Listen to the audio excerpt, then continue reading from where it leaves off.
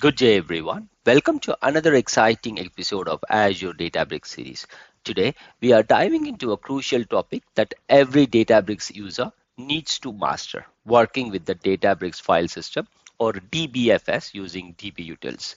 DBFS is the backbone of managing your data within Databricks, and with the powerful dbutils command, you can take your efficiency to the next level.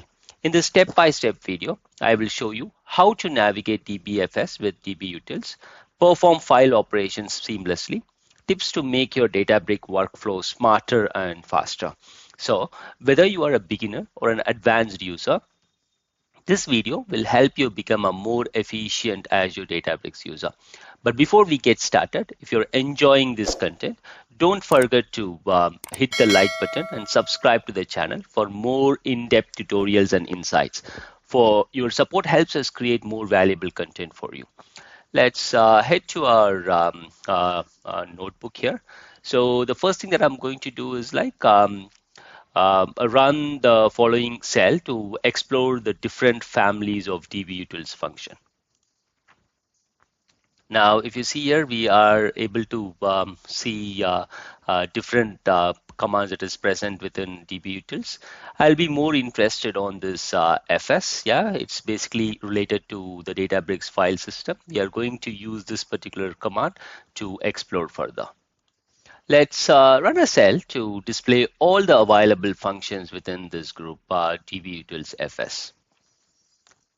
So if you see here, we have different commands that is listed here. For example, under fs utils, you have cp, which is basically for copying.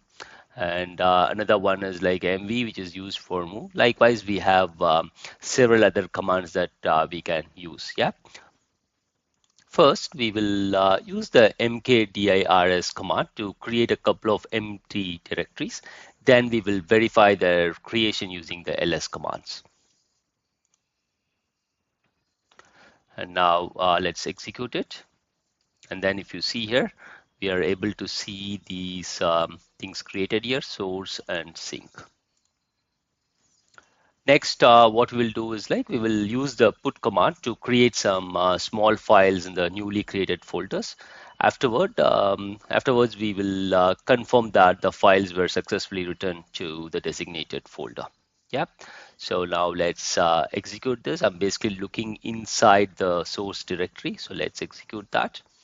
And then if you see here, we have these five files created, file1 to .txt to file5 to txt.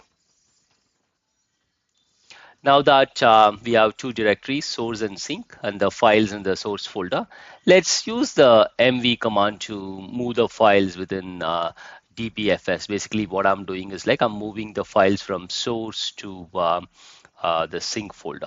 Yeah. Now let's look at what we have inside the sink. If you see here, we are able to see those five files.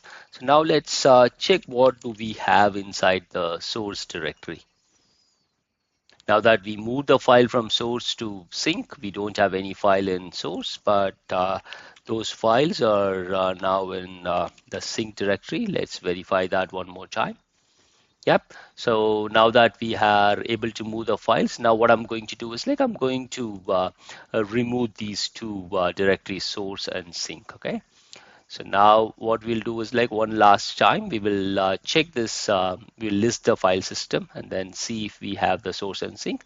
If you can see here, we don't have the directory source and sink anymore. That's it for this video. Thanks for watching. Have a great day. Jai Hind.